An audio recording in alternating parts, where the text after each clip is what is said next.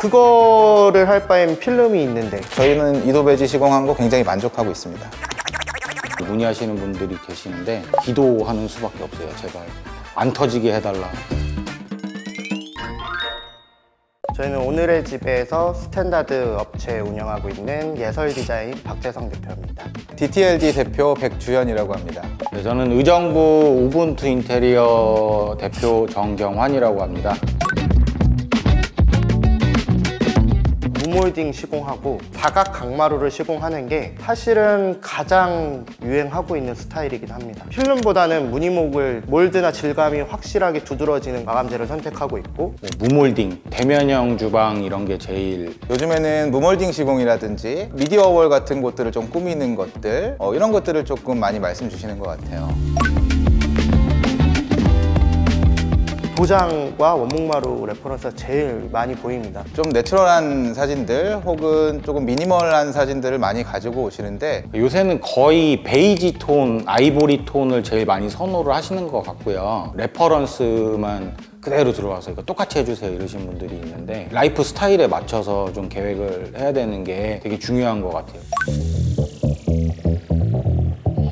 인테리어의 꽃은요, 가전이라고 생각해요. 가전이 AI 기반으로든 아니면은 그냥 기능에 충실하든 너무 많이 발전했어요. 이제는 가전에 맞춰서 지금 인테리어 시공이나 디자인이 달라지고 있다. 고객님께서 가지고 오시는 가전, 가구 모든 리스트를 다 파악을 해서 이 기능을 활용하려면 설비 때 뭘 해야 되고 전기 때 뭐 해야 되고 이거를 연구하고 이걸 미팅하고 있어요.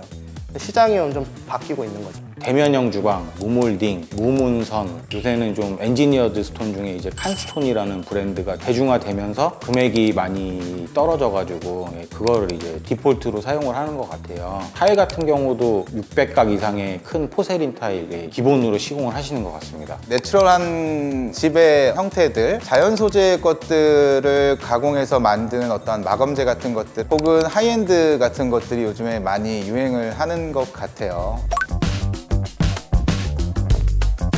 사각강마루라고 많이 표현하는 그런 마루들을 타일 덧방이 위험하다고 생각을 하거든요. 밝은 집들을 원하시는 분들이 생각보다 많아요. 밝은 집들을 만드는 거는 조금 피하시라고 저희가 항상 말씀을 드리거든요. 소파 앞이라든지 주방에 조리를 하는 공간, 식탁 상단 이런 것들은 밝혀주더라도 우리가 꼭 필요 없는 동선 공간 같은 것들에는 조도를 줄여서 밝은 곳과 어두운 곳들이 집 위에 같이 존재해야 어떤 공간감들이 더 생기는 것 같습니다. 저는 조정 욕조가 예뻐 보이기도 하고 욕조가 더 넓게 시공될 수 있기 때문에 담수 용량도 많이 가질 수 있고, 뭐 아이들이 있는 집들은 그런 걸 하시는 건 나쁘지 않다고 생각하지만 담기는 물량이 많기 때문에 이 욕조를 사용하기 위해서 한참 동안 물을 좀 받아놔야 되는 그런 단점 같은 것들도 있고, 아무래도 돌로 이루어진 재질들 사이에 물을 받는 거다 보니까 따뜻한 물을 받았을 때 금방 식을 수도 있고 타일로 만들어져 있기 때문에 이 부분들이 좀 위험성도 가지고 있다고 생각합니다. 고객님들이 가끔 비용 절약 때문에 화장실에 이제 타일 덧방을 문의하시는 분들이 계시는데, 거기는 이제 육안으로 봤을 때는 이게 방수가 제대로 돼 있는지 이런 걸 알 수가 없어서 이제 좀 기도하는 수밖에 없어요. 제발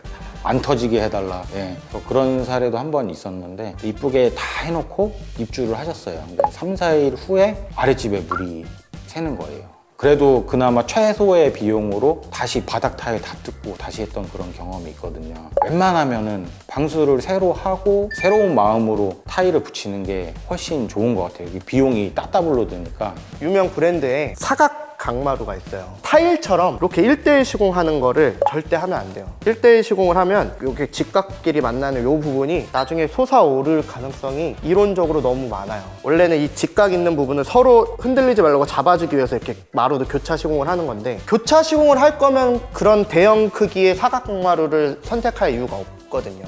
걱정이 되긴 해요. 너무 많이 시공되고 있어서요. 그리고 요새 좀 유행하는 게 또 있어요. 디아망 브랜드에서 포티스라는 게 있거든요. 필름지에 가까운 도배지를 만들었어요. 이론상으로는 로봇 청소기의 그 스쳐감도 견딜 수 있다고는 얘기를 해요. 하지만 이거는 저는 이제 시행착오가 돼서 제품이 한 번 더 리뉴얼 됐을 때쯤에 사용을 해보려고 해요. 주변 사장님들께서는 괜찮다, 쓸만하다 말씀을 주셔서 해볼까 말까 고민을 하는데, 제 머릿속에는 필름이 있는데 아직까지는 필름이 더 괜찮다고 생각을 하고 아직 그 브랜드 그 제품을 안 쓰고 있어요.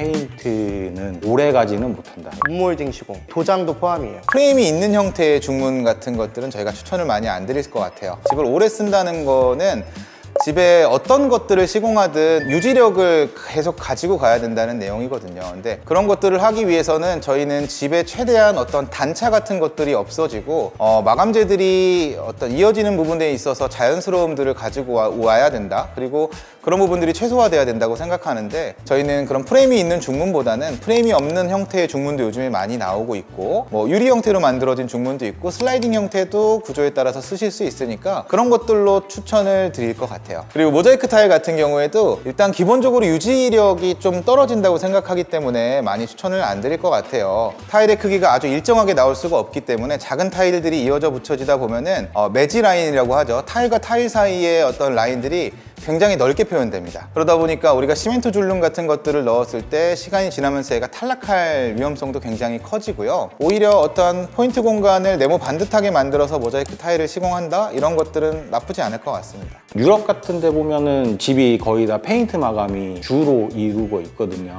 그건 이제 거기 문화 중에 다 같이 가족끼리 집수리하고 뭐 페인트 사서 바르자, 뭐 가족들끼리 그런 문화가 있는데, 우리나라 정서랑은 바쁘잖아요. 우리나라는 굉장히 직접 보수는 하기는 되게 편한 자재지만 크랙 무조건 갑니다. 수리를 하실 생각이 있으신 분들은 괜찮다고 생각을 하는데, 사람을 쓰거나 그러면 오히려 배보다 배꼽이 더 커지기 때문에. 걸레 바지가 아예 없는 무몰딩 시공은 권장드리고 있진 않아요. 제가 사무실에 도장을 해놨는데 너무 보수 보는 게 귀찮고, 로봇 청소기가 자꾸 밑에만 쓰고 가가지고 도장이 밑에가 벗겨졌어요. 걸레 바지는 기능이 있어요. 그 기능을 활용하는 게 이 집을 오래 쓸 수 있는데 훨씬 더 유리해요. 도장 공사에 대해서 저는 되게 보수적이에요. 정말 순수하게 이뻐서 도장을 하는 거거든요. 기능적인 측면에서는 도장보다 필름이 훨씬 우수해요. 벽면 마감재가 단열 때문에 목자재가 이렇게 수축 팽창하면 이게 칠을 해놨을 때 이게 갈라지잖아요. 근데 대한민국은 장마가 있고요, 한파가 있어요. 장마철에 수분을 쫙 빨아먹었다가 갑자기 한파가 오면 확 건조해지면서 나무가 갈라지면서 바닥에선 뜨거운 게 계속 올라와요. 그러면은 길어야 3년 후면 계속 보수를 봐야 되는, 그렇기 때문에 도장공사는 권장드리진 않고요. 저는 말은 이렇게 했지만 도장공사 사례가 너무 많다. 원하시면 해드려야죠. 있습니다. 너무 많이 하고 있어요. 무몰딩 도장이나 우물천장은 실제로 많이 하고 있고, 위험성을 말씀드리고 소비자분께서 충분히 인지한 상태에서 선택하시면 그것까지는 시공을 하는데요. 사각강마루 정시공, 도배지로만 이루어진 무몰딩 시공, 걸레바지 없는 시공, 이거는 예설 현장에서는 한 번도 한 적이 없어요. 확장을 하는데 그 집주인분께서 기존 창에다가 철거를 하지 말고 창을 하나 덧대서 시공을 하자고 제안을 주셨어요. 뜯어 말렸죠. 뜯어 말렸는데도 그분이 이제 비용에 이런 한계가 있다 보니까 고객님께서 내가 다 책임질 테니까 상관없다고 그냥 해달라고 해서 한 번은 해드린 적이 있는데, 덧창 시공을 하게 되면 샤시 프레임이 일체형이 아니다 보니까 단열에서도 굉장히 효율이 떨어지고 결로도 문제가 많이 되고 곰팡이도 생기고 그런 부분이 문제가 좀 될 거라고 생각을 해요. 매립 수전 같은 것들이 시공이 되어지는 거는 나쁘지 않다고 보는데, 이제 그런 거에 대한 위험성은 저희가 알려드리잖아요. 추후에 AS를 고려하는 어떤 시공을 하더라도 비용이 좀 나중에 많이 나올 수 있고 이런 부분들을 고지를 드리는데, 디자인적으로도 저희가 보고 괜찮고 해서 고객님께서 요청하시는 것들을 수용해서 만들어 드린 적이 있는데, 이제 유리가 깨지는 경우가 있었습니다. 비용이 조금 소요될 수 있는 부분들이기 때문에 내가 진정 원하는 것인지 고민을 한번 해볼 필요는 있는 것 같습니다.